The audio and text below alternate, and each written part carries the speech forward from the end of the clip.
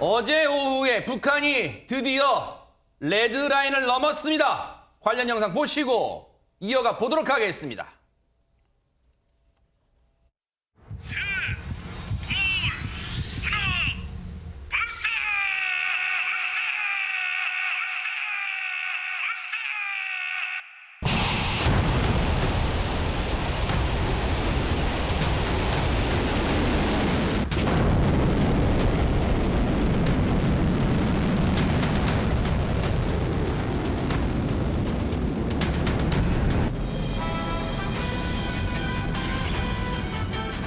선이란 천지를 태운다는 요란한 폭음과 함께 눈부신 화강의 지면을 불덩이같이 밟으며 조선민주주의인민공화국의 불가항력을 만장약한 거대한 실체가 대지를 박차고 우주 만리로 솟구쳐 올랐습니다. 우리 군은 북한의 ICBM 발사에 대응하여 오늘 오후 동해상에서 합동 지혜공 미사일을 발사하였습니다.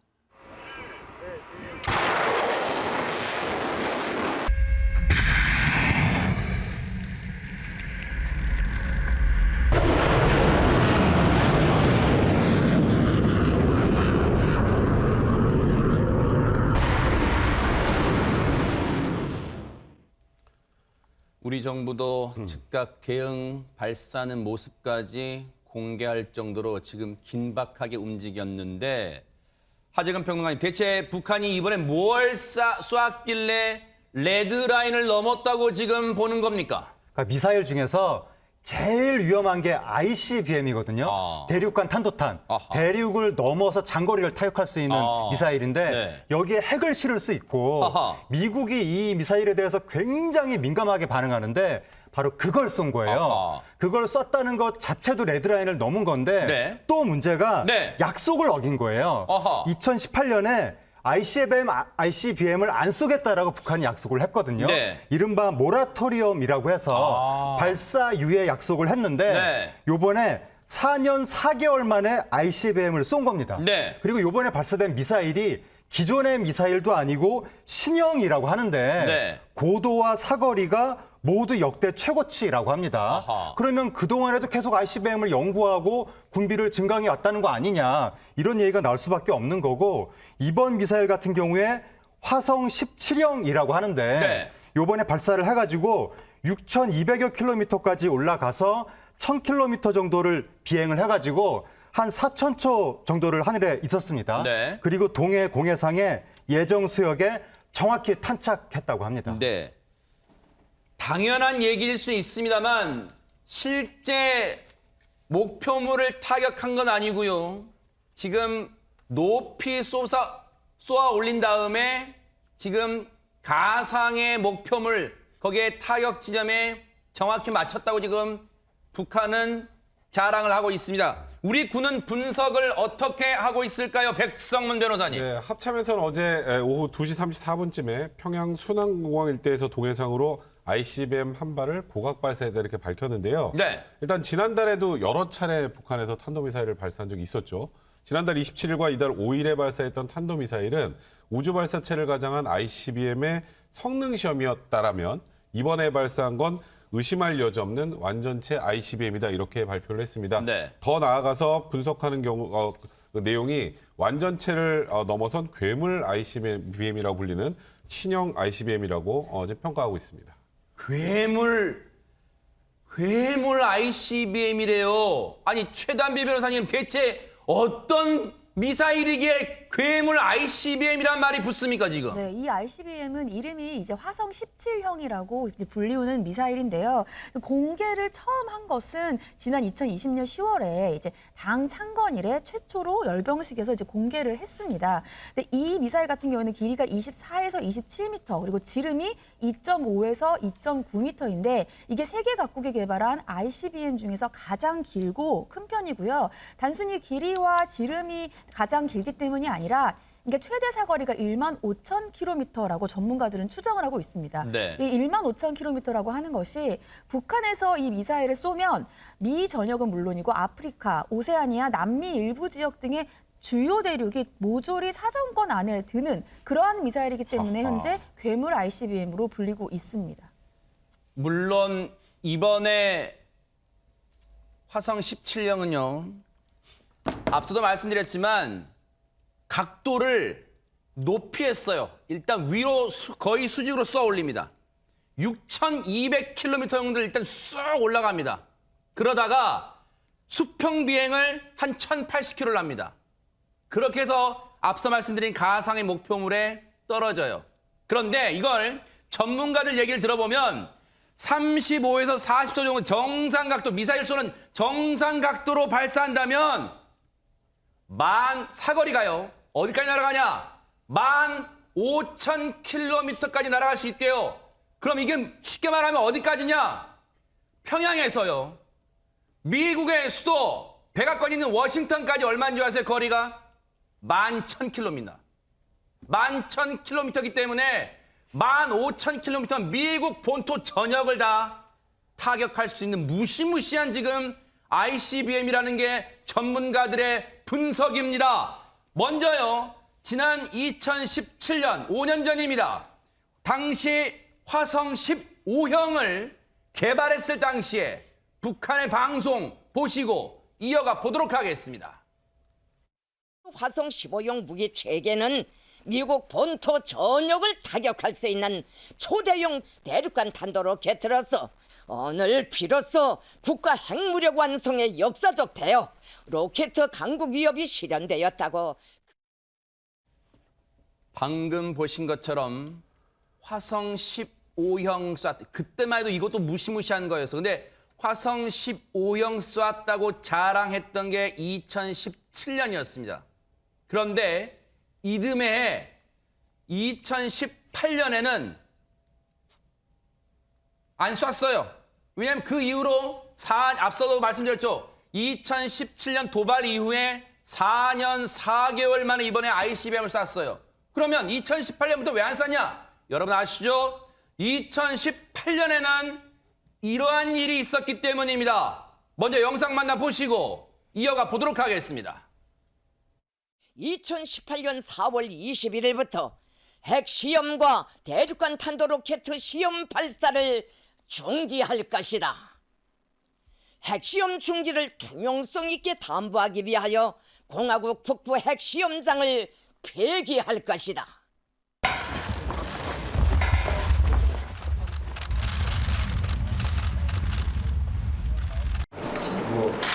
종일 이야기할 수 있는 시간이 있는 만큼 그동안 10년 동안 못하는 건 충분히 이 때문에 대통령께서 새벽에 그 AMS 새벽잠 설치시는 건 많이 습관돼서 내가 사죄한다고 했지요. 대통령께서 다시 새벽잠 설치실 일이 없게 내가 책임지겠다는 걸. 전혜연 평론가님, 오늘 제 주변에 어떤 분들은 그런 얘기를 하시더라고요. 2018년에 저런 모습이 나왔을 때 그때만 해도 정말 한반도에 봄이 오구나, 이제 드디어 봄이 오는구나, 그런 생각을 했었대요. 그런데 지금 우리의 시계는 4년 전으로 되돌아간 느낌입니다, 지금. 그렇습니다. 남북 정상회담이 만났을 때 한 소년이 노래를 불렀죠. 바로 고향의 봄이라는 노래였습니다. 한반도에 새로운 시기가 오는 것이 아닐까라고 기대를 했지만 지금 그렇지 않은 상황인데요. 그럼 도대체 왜 북한이 이 시점에 이럴까? 여러 가지 해석이 가능합니다. 크게 세 가지인데 첫 번째, 우리나라 지금 국내 정치 상황을 보면 정권 이양기잖아요. 그럼 다소 어수선할 수 있고 또 새 대통령이 취임을 앞둔 시기에 북한이 오히려 존재감을 드러내기 위해서 이런 도발을 했다는 해석이 가능한데 실제로 박근혜 정부의 취임을 앞두고도 이런 움직임이 있었고요. 문재인 정부 초기에도 북한의 도발이 있었습니다. 그래서 이번에도 새로운 당선인을 향한 어떤 메시지이기도 하고 어수선한 시기에 가장 불안감을 높여서 이후 협상력을 높이려는 것이 아니냐, 이런 해석이 가능하고요. 두 번째, 국제 정세도 살펴볼 필요가 있습니다. 지금 미국이 우크라이나 사태 때문에 굉장히 어수선하잖아요. 그런 틈새를 오히려 따서 우리가 이렇게 강한 무기가 있다라는 것을 국제사회에 다시 함으로써 주목을 받으려는 그런 시도도 있을 수 있고 네. 세 번째로 4월을 왜 자꾸 우리가 주목을 해야 되냐. 4월이 이제 한미연합훈련을 앞두고 북한이 항상 그때 어떤 메시지를 내거나 도발 움직임이 있기도 했고요. 또 북한으로서는 이른바 태양절이라는 김일성 생일이 껴있는 경우도 있습니다. 그래서 북한으로서는 항상 대외적인 목적도 누르지만 대내적으로 결집을 할 때 이런 또 도발을 하기도 합니다. 이 세 가지가 바로 맞물려서 이 시점에 도발을 한 것이 아닌가 그렇게 해석이 됩니다. 물론 우리가 이거 기억할 필요는 없습니다만 4월 15일에 조금 전 말씀해 주신 것처럼 북한의 최대 명절 김일성 생일이래요. 그것도 110번째 생일이에요. 죽은 사람 생일까지 챙긴 최대 명절로 성대하게 치르는 나라예요. 북한이란 나라가 110번째 태양절 앞두고 또 고강도 지금 도발을 계획할 것이라는 게 전문가들의 분석이에요. 전망이에요. 올해만 해도요. 사실 이번이 처음이 아니었잖아요. 올해만 해도 무수히 많은 도발로 국제사회를 긴장케 했어요. 올해 이 도발 일지 좀 볼까요? 벌써 10번이 넘는 미사일을 쏘아 올렸습니다. 보세요. 올해 12번. 1월 5일부터 27일까지 탄도미사일 6번. 1월 30일에 화성 12형. 2월 27일 탄도미사일. 3월 5일에서 20일까지 미사일 3번. 3월 24일 어제 괴물 ICBM 화성 17형까지 12차례를 발사인데 그동안 우리 사실 뜨뜻미지근한 정부의 대응 때문에 많은 질타, 국민적 질타도 있었잖아요. 그런데 최단비 변호사님, 어제 문재인 대통령이 강력 규탄을 했다면서요. 네, 맞습니다. 말씀하신 것처럼 이 최근에 집무실 일정과 관련되어서 여러 가지 얘기들이 나올 때 국민의힘에서 이제까지 북한이 미사일을 쐈을 때에는 왜 그러면 가만히 있었느냐 이러한 비판도 이제 받았었는데 이번에 어제 이 ICBM을 쏘고 나서 문재인 대통령이 김정은 위원장을 딱 찍어서 실명을 거론해서 규탄을 했습니다. 김정은 북한 국무위원장이 국제사회에서 약속한 이 대륙간 탄도미사일 발사 유예에 대한 약속을 스스로 파기한 것이다. 이렇게 또 얘기를 했고요. 또 한반도와 지역 그리고 국제사회의 심각한 위협을 야기하고 유엔 안보리 결의를 명백히 위반한 것이다 라면서 굉장히 강도 높게 비판을 했습니다. 그런데 백성문 변호사님, 네. 사실 어제 문재인 대통령의 저 강력한 규탄은 저희 뉴스파이터 시간에 속보로 나갈 정도로 많은 국민들이 지켜보셨을 거란 말이에요. 그런데 정말 아쉬운 점도 있어요. 그게 뭘까요? 일단 뭐 그 문재인 대통령과 그 김정은 위원장이 그동안에 계속 이제 핵을 폐기하면서 어떻게든 이제 남북 관계에 계속 진전을 이뤄 나가려고 했습니다만 그게 현실적으로 좀 어려운 상황이었고 북한이 핵을 폐기하기는 어려울 것이라는 초반부터 예상이 많이 있었지 않았습니까? 그럼에도 불구하고 그 과정에서 미국과 또 북한 간의 관계에서 또 그 부분이 제대로 되지 않았었고 그러다 보니 결국은 문재인 대통령이 지난 재임 기간 내내 지금 우리가 보는 것처럼 남북 간의 평화를 위해서 계속 애를 써왔습니다만 그 유명한 도보다리 대화잖아요. 정확하게 네. 임기 시작하고 처음 저 과정을 거쳐서 지금 되돌이표로 돌아온 건 더 강한 ICBM이 돌아온 상황 아니겠습니까?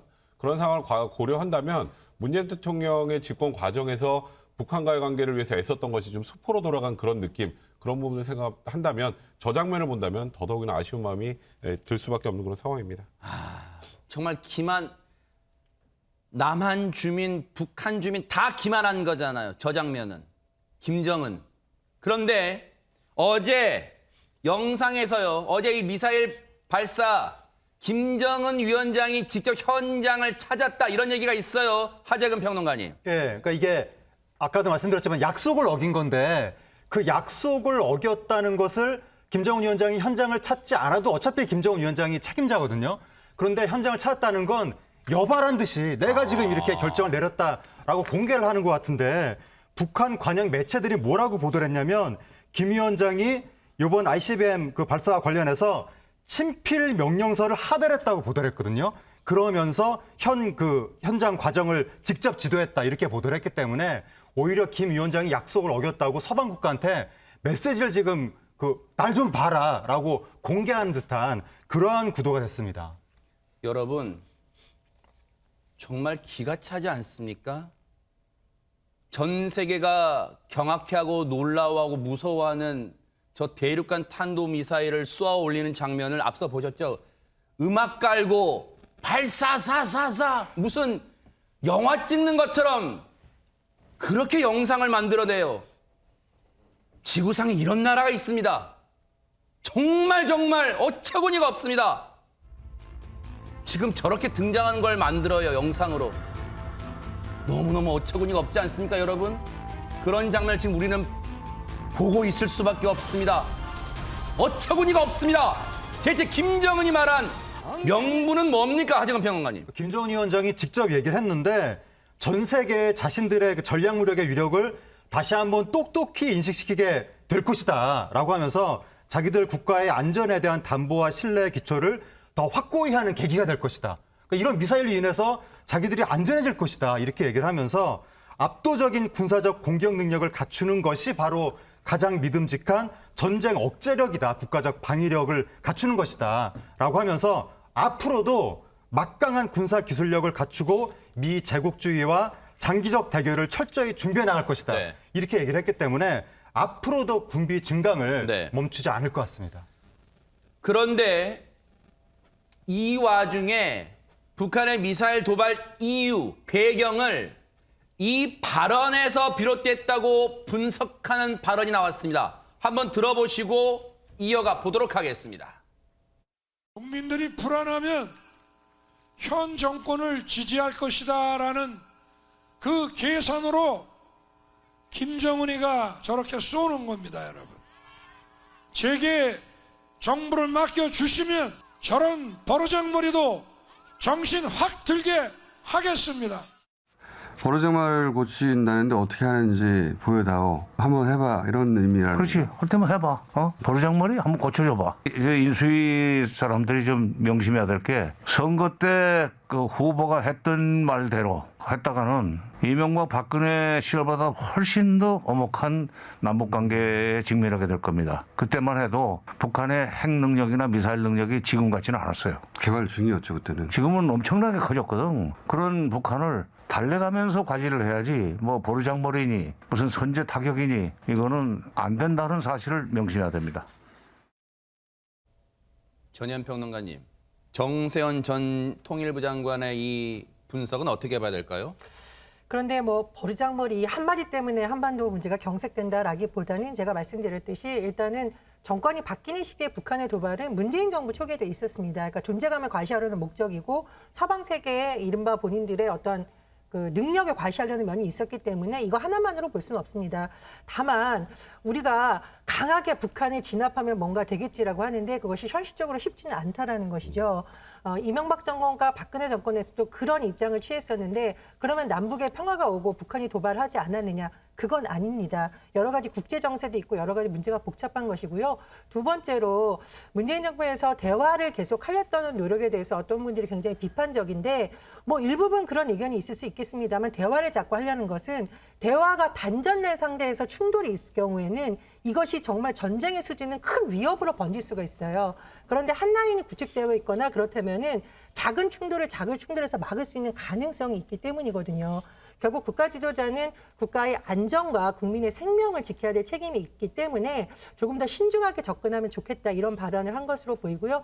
또 하나 이제 선제 타격론 같은 경우에도 미국 의회 조사국에서 미국의 입장과는 다르다라는 보고서가 나온 적이 있습니다. 그것은 미국이 군사력이 약하거나 북한을 비위를 맞춰주려고 그런 것이 아니라 북한을 자꾸 자극하는 것이 좋은 정책은 아니다 이런 입장인 것으로 해석이 됩니다. 그런데요, 백성문 변호사님. 네. 지금 정세현 전 장관의 얘기가 맞을 수도 있어요. 왜냐하면 지금 우리가 김정은의 속마음 모르니까요. 물어볼 수가 없으니까. 그런데 이렇게 분석을 하게 되면 이게 가뜩이나 지금 국민 통합을 해야 되는 시기에 하나의 갈라치기 발언이 될 수 있어요. 왜냐하면 당선인의 말 때문에 지금 안보 불안이 지금 조성됐다는 거 아니에요? 지금 정세현 전 장관의 얘기는. 전 개인적으로 굉장히 부적절한 발언이라고 생각합니다. 이거는 그냥 정책 진영 논리로 윤석열 당선인의 북한에 대한 인식에 대해서 비판하는 정도의 수준에 불과하다고 생각이 들고요. 이렇게 생각을 해보죠. 지금 저 북한에서 뭐 아까 괴물 ICBM을 발사한 게 어느 정권 합니까? 지금 아직 문재인 정권 합니다. 5년 동안 그렇게 평화를 위해서 그리고 북한의 그런 도발에 대해서도 뭐 불상 발사체, 미상 발사체라는 표현 써가면서 계속 어찌 보면 약간 좀 최대한 북한을 자극하지 않으려고 했는데 자극하지 않는데 왜 쏘나요, 그러면? 지금 이 정세현 통일부 장관의 얘기를 하면 지금 문재인 정부에서 해왔던 이 대북 정책 하에서는 북한은 절대 미사일 쏘면 안 되죠. 근데 그거랑 상관없이 지금 북한은 조금 전에 말씀하셨던 것처럼 정권 이양기의 혼란, 그다음에 북미 간의 관계에서 본인들이 원하는 걸 얻지 못하는 것, 네. 그리고 처음부터 핵을 포기할 생각이 없었다는 걸 보여주는 여러 가지 가능성, 이런 것들을 종합해 본다면 네. 그러니까 지금 윤석열 당선이 얘기한 뭐 소위 뭐 버르장머리를 고쳐놓겠다. 뭐 물론 그렇다고 뭐 전쟁을 하겠습니까? 그건 아니겠지만 지금 뭐 소위 한미동맹의 강화나 이런 것들을 통해서 북한에 대한 제재 강화 등을 통해서 북한을 압박하는 다른 방법을 통해서 북한의 도발을 막아보겠다는 그런 또 다른 생각인 것 뿐인데 이걸 마치 윤석열 당선인의 시각 때문에 북한이 쏜 거다? 이걸 좀 사실 납득할 만한 국민들이 그렇게 많을지 그건 잘 모르겠습니다. 아니 그렇다면 하지관 평론가님, 북한의 버르장머리를 고쳐놓겠다고 엄포를 놨던 윤석열 당선인은 어제 이 북한의 도발에 대해서 어떤 입장을 내놓고 있을까요? SNS에 글을 썼습니다. 네. 뭐라고 그랬냐면 북한에 엄중하게 경고한다. 도발로 얻을 수 있는 것은 아무것도 없다. 네. 서해 수호 날을 하루 앞둔 시점인 어제 북한이 올해 들어 12번째 도발을 해왔다. 대한민국은 더욱 굳건한 안보 태세를 갖춰 자유와 평화를 지켜나갈 것이다. 이렇게 글을 올렸습니다. 최단비 변호사님, 사실 오늘 그래서 몇몇 신문 제목 중에 보니까 힘에 의한 대응을 강조했던 윤석열 당선인이 안보 시험지를 받아들게 됐다, 이런 제목이 눈에 띄었어요. 이 SNS 문장으로 북한의 버르장머리를 고칠 수는 없을까요? 지금 뭔가 안보 문제 관련 시험대에 취임도 하기 전에 오른 셈이 됐습니다. 네, 맞습니다. 지금 아까 이 정세현 전 통일부 장관의 발언을 보면 이제 이 현재 국민의힘과 민주당이 이 북한과 안보를 바라보는 시각이 얼마나 다른지를 알 수가 있고요. 지금 윤석열 당선인 같은 경우는 후보 시절부터 이제 킬체인, 선제 타격 이런 얘기들을 굉장히 많이 했습니다. 그때에도 이제 민주당이 그 당시에 이재명 후보 같은 경우에는 결국은 이게 전쟁의 도발을 더 강하게 만드는 위험한 발언이다 이런 얘기들을 했었는데요. 하지만 윤석열 당선인은 이제 북한에 대해서 강한 항상 경고를 하는 거죠. 오늘도 이렇게 도발을 해서는 아무것도 얻을 수가 없다. 그러니까 우리는 강하게 나아갈 것이다. 물론 문재인 정부에서 굉장히 여러 차례 대화도 많이 했고 좋게 이제 뭐 종전선언 얘기도 나오고 평화 얘기도 나왔지만 결국은 지금 또 이렇게 ICBM을 쏜다라고 한다면 우리도 우리도 여기에 대해서 그만큼 강력한 경고를 하고 제재를 가하겠다. 이제 이러한 얘기로 보이고요. 앞서서 이제 이 백성호 변호사께서 지금 현재 문재인 정부에서 ICBM을 쏘았기 때문에 결국은 얻은 것이 없다라고 볼 수 있는 것이 슬프다 이렇게 얘기를 하셨는데 지금 저희 그 집무실 이전과 관련되어서도 민주당에서는 지금 안보에 공백이 생길 수가 있고 그러면 결국 그 안보의 공백 사이에서의 책임은 문재인 정부가 지는 것이다라는 얘기들을 굉장히 많이 합니다. 근데 지금 이 ICBM을 쏘았기 때문에 결국은 지금 이제까지 5년 동안 노력했던 것들의 책임을 또 문재인 정부가 지게 되는 것이 아니겠습니까? 이런 것들을 봤을 때는 윤석열 당선인 입장에서는 이렇게 계속해서 노력을 했음에도 불구하고 얻는 것은 없고 북한의 도발은 지금 12차례나 지속되고 있기 때문에 강하게 안보 태세를 갖추고 또 한미동맹을 더욱 강하게 하겠다 이러한 의지를 보인 것으로 보입니다. 네네. 공교롭게도 윤석열 당선인의 SNS 내용처럼 오늘이 서해 수호의 날이에요. 우리의 입장에서는 정말 안보 태세를 다시 한번 돌아봐야 할 상황에 그 하루 전날 이런 도발을 감행했었습니다. 전혜연 평론가님. 그렇습니다. 그런데 제가 조금 최단비 변호사님과 의견이 좀 다른 부분이 있습니다. 그렇게 중요한 시기에 왜 굳이 국방부를 그러면 이사를 해야겠어요. 당선인 측에서 공간이 의식을 지배한다고 주장을 하던데 지금 북한의 안보 태세에 가장 기민하게 대응해야 될 부처가 어디이고 대통령이 정말 역량 다 쏟아야 될 부분이 어디인지가 지금 여실히 드러난 것이거든요. 문재인 대통령이 집무실 이전 자체에 반대한 것이 아니라고 박수현 수석을 통해서 거듭 밝혔습니다. 다만 정권 이양기에 이런 일이 있었다는 것을 문재인 대통령도 이미 경험을 했었기 때문에 아마 안보 문제에 대해서만큼은 좀 신중하게 의논하면서 특히 위기관리센터나 이런 문제에 대해서는 만나서 대화를 하자라는 취지를 저는 당선인 측에서 좀 더 방점을 뒀으면 좋겠다는 생각이 들고요. 두 번째로 또 하나 얘기를 하자면 이거는 문재인 대통령의 책임이냐 당선인에 대한 책임이냐를 떠나서 안보 문제는 당장 국민들의 불안과 우리 경제에 영향을 미칠 수 있는 사안입니다. 저는 딱 드는 생각이 뭐냐면요. 당장 전방에 나가 있는 군인들 그 군인들의 부모님은 어떤 심정이겠습니까? 그래서 이것을 너무 뭐 정치적으로 누구의 지지율이냐 누구의 책임이냐를 떠나서 당선인과 대통령이 빨리 만나는 것이 해법이다. 좀 이런 생각이 듭니다. 네. 글쎄요. 참 그동안 우리 군의 사학이 많이 떨어질 대로 떨어진 상황. 지금 이 도발을 바라보는 군의 마음은 군의 지금 태세는 어떨까? 또 걱정되기도 하면서 지금 북한에 대해서 우리가 또 주시를 해야겠다. 이런 생각을 해봅니다. 자, 답답합니다. 분노도 치밀고요.